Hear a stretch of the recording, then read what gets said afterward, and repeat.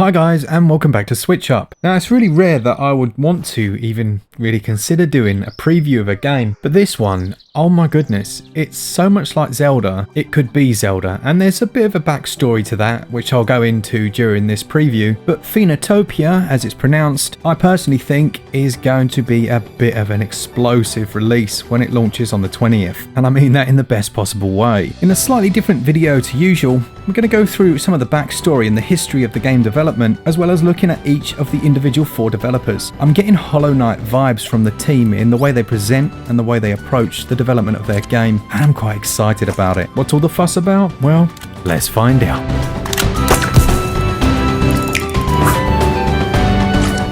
If you're not aware, it was originally a Flash title, which was released in 2014. And even then, it was still pretty decent and well implemented, but this 2020 Switch version is a completely different kettle of fish. Every aspect of the original vision has been overhauled with completely new artistic direction and design. 99% of it's actually completely brand new. There's a new lighting system here, and the overall game itself is much bigger. I believe the original Flash title had something like 200 different stages in terms of transitionable areas, but now it's over 700 or 800. But what exactly is it? Well, as you can see from the screenshots, it's very much a homage to Zelda 2, the old school Zelda games that took on a side-scrolling perspective. There are towns and there are several NPCs, and each of these has lines of dialogue that are more than just your usual. In fact, the game has over 100,000 different lines of dialogue, and so far I found that the characters genuinely say different things, and it's quite interesting.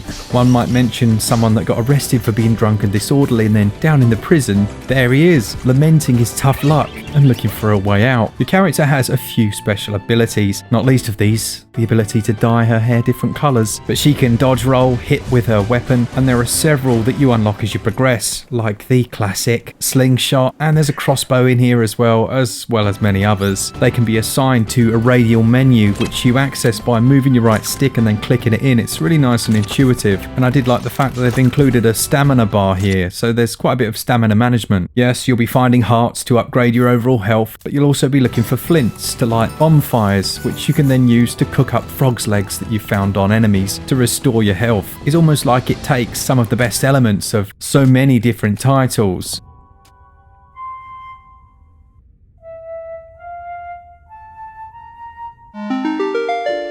You've got your bonfires in there. There's the flute, which obviously is again taken from Zelda, but it's not a half-assed implementation from what I've seen so far, acting much like the ocarina in Ocarina of Time. There are a number of smaller side activities and quests as well that you can undertake, but one of the most exciting things really for me is having proper dungeons. And that's what I mean when I say the game's a little bit more Zelda than the most recent Zelda title itself. There are tons of secrets to find. There'll be hidden doorways behind pieces of scenery. You'll be able to crawl in through the back entrance of the prison or barter your way in from the front. There are multiple routes and avenues and ways of playing, and to be honest, it's surprising how much of a change it is, even from the Flash game they created back in 2014. One of the most difficult things for new players potentially is going to be getting over the whole Zelda thing, particularly when it's so overt at times. Just take this little sound effect here.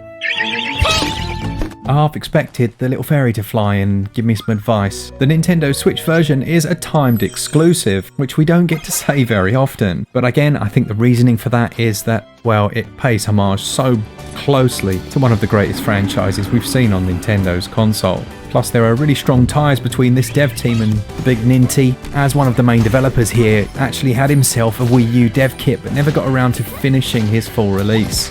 So it is nice to see a good relationship between them that seems quite mutual. In terms of enemies that you're going to face along the way, well, there are loads. You'll find toads, human-eating plants, trained knights, giant mechs, and extraterrestrial enemies as well, but I don't want to give away just a bit too much. All in all, there are over 50. Now, as I mentioned before, there are elements of many different titles, and without trying to get absolutely roasted, the developers themselves, and I quote, have said, "We took our healing system from Dark Souls," which is to say that when you eat to heal, it takes a few moments in the same way as when you took an Estus flask to heal up. And doing it at the right time, particularly if it's a tough boss fight, can be quite tricky. You can speed it up by mashing the button so that you eat really quickly as well, which is a nice touch. There is fishing here as well, but I've not actually bought the fishing rod yet because it costs too much. And in terms of that combat system, well, once again, the developers borrowed from elsewhere, and they look to Smash Brothers and again a touch of Dark Souls. Mainly that comes down to having the stamina bar and not being able to just spam the attacks, as well as having a secondary attack that's more powerful. Everything you do will rely on that stamina, so you've got to be careful that you don't run out. One element of the visuals that I'm sure you're going to be pleased about is the performance, and so far from my testing, everything's running at a silky 60 FPS and there's minimal load times, as you'd hope from a title that has this aesthetic. Still, we've seen many times that's not always the case, so far so good. The world map implementation's quite interesting. Now, the original Flash game wasn't done in quite this manner.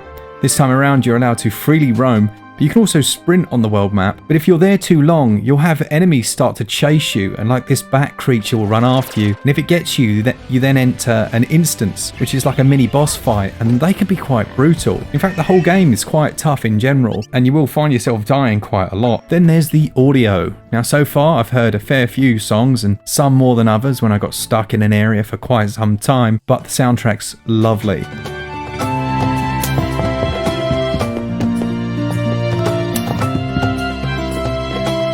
It has a mixture of chilled out piano riffs, some more impactful orchestral numbers, and a little bit of everything in between. What's really nice about the Switch version is that we've actually got an achievement system. One of the things I missed most from my other consoles is just having achievements. I know you can get a bit crazy and just want to get platinum on everything for no reason, but man, I like achievements. They keep me playing games, whereas otherwise I might just move on to the next one.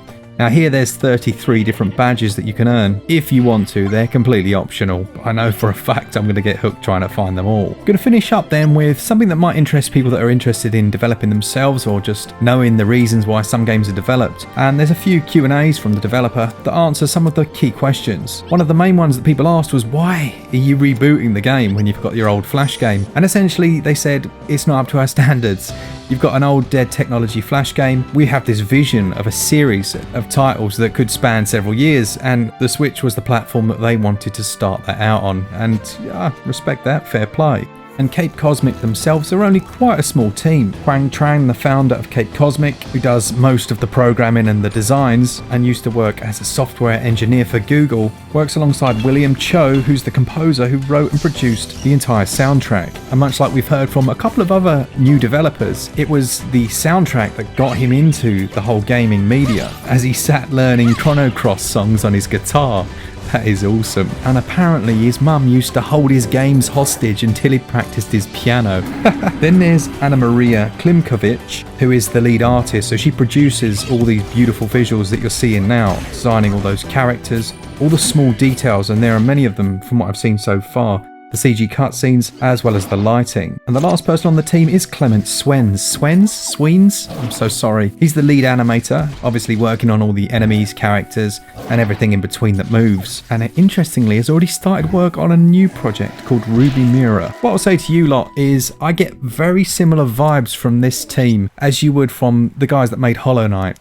They seem to have a passion about their title, and they have made it. I mean, I'm not allowed to say how how I found it so far, but you know me, right? You can tell if I've enjoyed this game so far. I'm looking forward to delivering my full review. Let's put it that way. Finally then, you might be thinking, why haven't I heard of this game before now? Or in fact, if you're on Reddit, you will have done, because there's a few people that have posted on there. But the majority of you might not have heard of the game at all. And that's because the developer had a deal with a publisher, and they had to keep everything completely hush-hush because they were going to do a surprise big launch, etc, etc. But it all fell through recently, so they're doing it themselves, and obviously that now means it kind of feels like the game's coming out of nowhere. And in all honesty, I think that's what Nintendo needs. I hope they push this one and that it gets some serious attention. For all things Switch, all the time, and a big thanks to our patrons. You guys are awesome, and we've got a load of new ones this week, which is amazing. Keep it Switch up. Cheers guys, see ya!